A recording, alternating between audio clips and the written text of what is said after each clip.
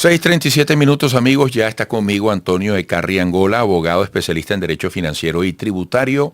Fue concejal del municipio de Chacao. En 2010 fundó la Alianza del Lápiz, creador de la Fundación Casa Arturo Uslar Pietri. Ocupó la presidencia del Consejo Municipal. Es candidato a las presidenciales de Venezuela 2024. Antonio, bienvenido. Gracias, Eduardo. Y bueno, y feliz día de Caracas, que hoy es el día que cumple años esta bella ciudad, y aquí tienes ahora en el estudio el Ávila. Así es. Así es. Muy buena alusión. Antonio, ¿qué te ha llegado a sorprender? Porque tú tienes rato en la calle, no sé en términos nacionales con qué profundidad, pero ¿hay algo que te haya sorprendido? ¿Hay alguna nueva señal o nuevas señales en lo que recibes de la gente a propósito de tu propuesta? Sí, claro, Eduardo. Mira, me he recorrido el país y lo he hecho, además, primero lo hacía como educador a través de la Fundación Uslar Pietri, que me reveló que hay un nuevo venezolano, o más bien hay otra Venezuela, muy diferente, porque aquí ocurrió un cataclismo social, y eso es muy importante que todos lo entendamos. No, aquí no hubo un conflicto político nada más.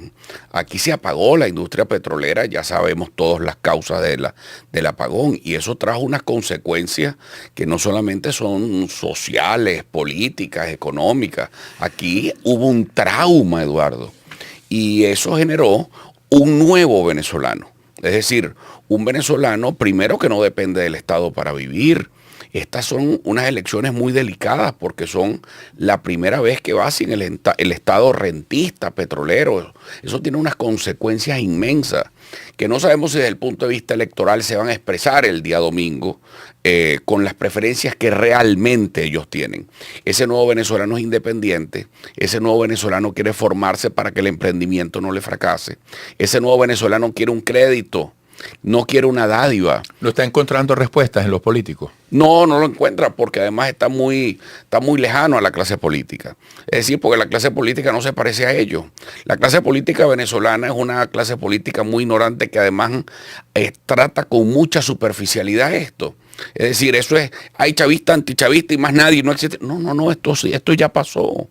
Esto es otra cosa. Yo me estoy encontrando con un público distinto, que es otra Venezuela completamente diferente, que quiere vivir en paz, que quiere cambio, pero que quiere vivir un cambio en tranquilidad. Ahora, Antonio, tú lo estás planteando con mucha claridad.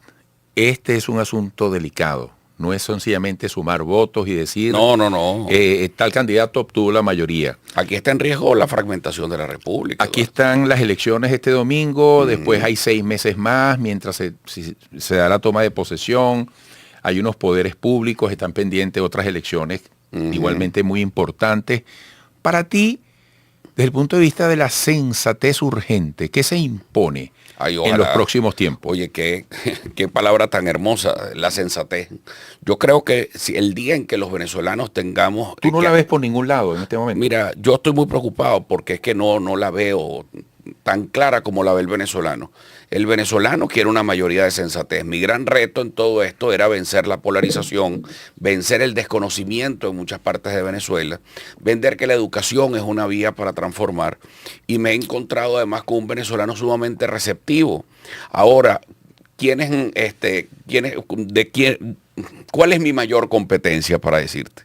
Mi mayor competencia es la polarización. O sea, mi mayor competencia es que, y además hay una cosa de un dato de un sociólogo muy importante, que no puedo revelar su nombre, pero un investigador venezolano muy serio, que nos ha dicho que nosotros nos hemos convertido en un fenómeno, y en un fenómeno porque nosotros somos la primera opción de los que votan por Maduro si no está Maduro. Y nosotros nos hemos convertido en la segunda opción, en la primera opción también, de los que votan Edmundo si no está Edmundo. Pero esto es la primera vez que ha ocurrido esto en 25 años. Sin embargo, mucha gente se va por el voto utilitario y no por el voto ético. Entonces mi mensaje a ellos es, rebélense de una vez por todas. Hay un escenario de centro. ¿Por qué? Porque hay algo que nació ya, Eduardo, que es el centro político de Venezuela, que no le restamos votos a ninguno de los dos, sino que se lo restamos a la abstención. En esa idea, insisto, de llegar a ser presidente de la República, ¿cuáles serían tus primeras acciones Ojo, De no acuerdo, quiero ahora te caer en la entiendo. retórica, no quiero caer en la retórica clásica. Bueno, le daré valor al ingreso de los trabajadores. No, no, no. No, ¿Qué hay hay un que paso. hacer con este No, panorama no, que no, tú no, describes como delicado? es muy urgente, O sea, muy ¿cómo delicado. sería una transición que hay que Bueno, manejar? yo no lo quisiera llamar transición, porque transición se llaman los procesos históricos por después que pasaron. Yo creo que esto primero hay que tomarlo como una transmisión de mando y normalizar lo máximo posible. Yo convocaría el 29 de julio, si soy presidente electo de los venezolanos, un pacto de Estado. Un pacto de Estado que involucre a todos los actores de la vida nacional, donde nos pongamos de acuerdo los poderes públicos y el presidente saliente con el presidente electo. Es decir, venga acá, siéntese aquí, vamos a ver cómo vamos a resolver los grandes problemas nacionales, pero no desde el conflicto y no la pelea política, ni un reparto burocrático, a ti te toca esto, a mí me toca esto. No, no, no. ¿Qué vamos a hacer con la electricidad? Este país no se puede reactivar si no hay luz. Es decir, y tenemos un grave déficit de generación eléctrica y necesitamos inversión en Venezuela. ¿Quién va a venir a invertir en Venezuela si aquí nos estamos agarrando por las greñas? Si uno desconoce al otro, pues además es un pleito viejo, es un pleito que no se parece al venezolano de hoy. Entonces, ¿cuál es mi reclamo? Es que primero es que están haciendo ese centro político que está lleno de mucha sensatez, Eduardo. ¿Cuáles son las acciones inmediatas de un presidente? Me dicen, es que son 6 meses, eso es mucho tiempo. 6 meses es mucho tiempo en Venezuela, eso no es mucho tiempo. En Venezuela Y para las cosas que hay que hacer. y ¿no? para toda la cantidad de cosas que hay que hacer. Bueno, ese presidente electo tiene que convertirse en un gran buscador de inversiones para Venezuela. Ese presidente electo tiene que convertirse en un dialogante permanente, con una energía inmensa para poder dialogar con todo el mundo, para que nadie se sienta amenazado, porque el que se sienta amenazado va a reaccionar, Eduardo. Es decir, el presidente electo va a estar más solo que la una. Si no hacemos un gran esfuerzo y ese presidente electo no tiene la fuerza para convocar al país, Eduardo, para convocar al país que es tan necesario. Gobernabilidad, ¿no? Pues claro, porque es que el problema es ese, es que tú acabas de dar con la palabra que es. La palabra es gobernabilidad. Este país hay que buscarle gobernabilidad porque si no, no se va a resolver el problema de la luz, no se va a resolver el problema del agua, no se va a resolver el problema de la estabilidad de la moneda, no se va a resolver Antonio, la integración. hablando de la polarización, del blanco y el negro como única forma de ver al país. Eso ha favorecido al gobierno. La gente entiende que en Venezuela hay que convivir. La gente entiende que pase lo que pase el 28 de julio, seguirá habiendo un gobierno, Sí, una no, oposición. La gran mayoría. La gente lo entiende. La gran mayoría lo entiende. Es que la gran mayoría. ¿Y los políticos lo están entendiendo? No lo entienden. No lo entienden, porque trajeron un pleito viejo. Pero es que es una estrategia del gobierno para poder reagrupar las fuerzas del chavismo que estaban desilusionadas de Maduro. Pero tú dices, la gente Pero lo entonces era entiende por y el los miedo. políticos no. Pero si hay polarización y tú dices que la polarización atenta contra tu posibilidad, Bueno, es que la gente le claro, compra ese discurso a los radicales. Les terminó comprando el discurso por una razón. Primero, por el avasallamiento que hay en toda parte del punto de vista de medios, de cosas. Pero el gobierno también la fabricó, Eduardo, es impresionante. Porque el gobierno tenía unos muy pocos puntos, pero ¿qué pasó? Con el miedo que ellos ponen de que va a venir una venganza y un odio, ellos reagrupan. Claro que la polarización es entre dos. Claro, pero reagrupan. O sea, ellos intentaron reagrupar y han venido reagrupando a gente que usualmente ya hubiese podido votar por una acción de centro independiente. Porque me pasó a mí en la alcaldía de Caracas. La mayor cantidad de votos venía de Antímano, de las zonas más populares. ¿Se dieron cuenta de eso? A los que nos dividieron y a los que nos fracturaron fue al centro político, que no querían eso. ¿Por qué? Porque es que la gente que está decepcionada de Maduro, que viene del chavismo, que alguna vez votó por Chávez, que están en los sectores populares, Eduardo, que tú sabes que ese es mi campo de acción. Mi campo de acción no está en los municipios del este, no está en la clase media. Mi campo de acción está en las zonas populares. Entonces ha habido, ¿qué significa esto? Bueno, que si tú, por un lado, tú tienes una Venezuela que quiere cambio, pero y varias Venezuelas, una que quiere cambio a costa de lo que sea. Hay otra Venezuela que cree que tiene que haber cambios a juros en Venezuela y se anotan como que si esto es el 5 y 6 o los animalitos, a ver quién es el que gana.